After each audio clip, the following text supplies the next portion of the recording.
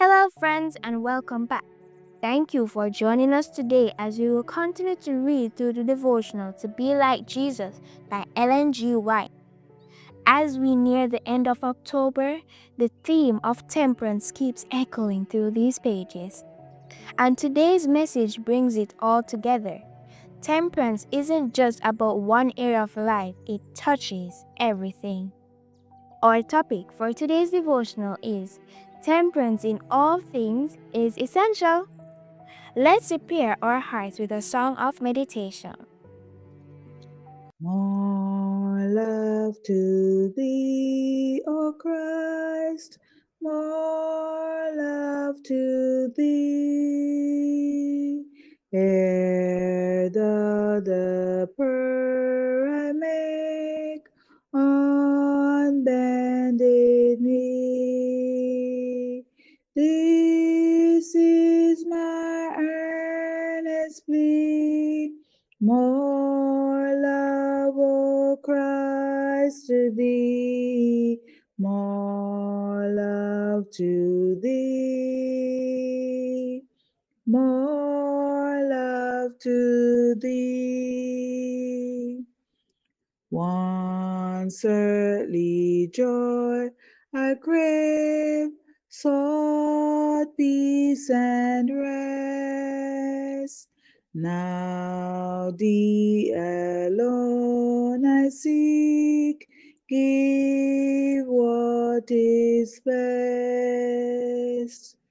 This all my prayer shall be, more love, O Christ, to thee, more love to thee, more love to thee. Let sorrow do its work, send grief or pain. Sweet are thy passengers, sweet thy refrain. When they can sing with me, more love, O Christ, to thee, more love to thee, more love to thee. When shall my latest breath whisper thy praise? This be thy parting cry, my heart shall raise. This shall its prayer shall be, more love, O Christ, to thee, more love to thee, more love to thee. I trust that was smoothing to your soul. Again, today's topic is Temperance in all things is essential. Our scripture reading comes to us from Philippians chapter 1 verse 20, and it reads, according to my earnest expectation and my hope, that in nothing I shall be ashamed, but that with all boldness, as always, so now also Christ shall be magnified in my body, whether it be by life or by death. Now, let us get into the reading. There are many now under the shadow of death, who have prepared to do a work for the Master, but who have not felt that a sacred obligation rested upon them to observe the laws of health. The laws of the physical system are indeed the laws of God, but this fact seems to have been forgotten. Some have limited themselves to a diet that cannot sustain them in health. They have not provided nourishing food to take the place of injurious articles, and they have not considered that tact and ingenuity must be exercised in preparing food in the most healthful manner.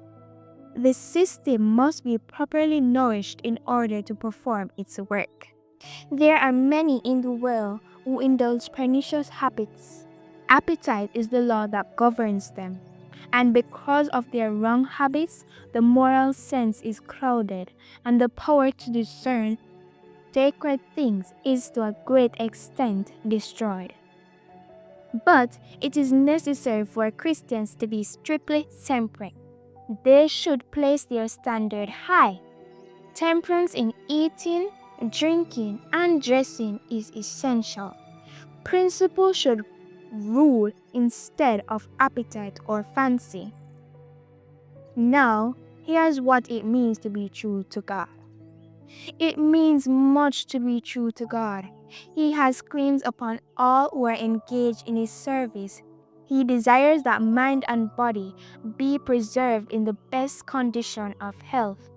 Every power and endowment under the divine control, and as vigorous as careful, strictly temperate habits can make them. We are under obligation to God to make an unreserved consecration of ourselves to Him, body and soul, with all the faculties appreciated as His entrusted gifts, to be employed in His service. All our energies and capabilities are to be constantly strengthened and improved during this probationary period. If we can arouse the moral sensibilities of our people on the subject of temperance, a great victory will be gained. Temperance in all things of this like is to be taught and practiced. Temperance in eating, drinking, sleeping, and dressing is one of the guard principles of the religious life.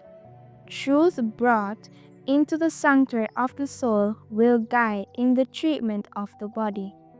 Nothing that concerns the health of the human agent is to be regarded with indifference. Our eternal welfare depends upon the use we make during this life of our time, strength, and influence.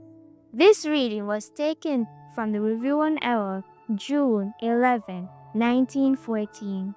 Thank you for being here with us today. Temperance in all things, eating, drinking, sleeping, dressing, working, every area of our life matters to God because our eternal welfare depends on how we use what He has given us. My eternal welfare depends on how I use what He has given me. May we live with that sacred obligation in Thee. Join us tomorrow as we continue this journey together. Walk temperately today and forevermore, my friends.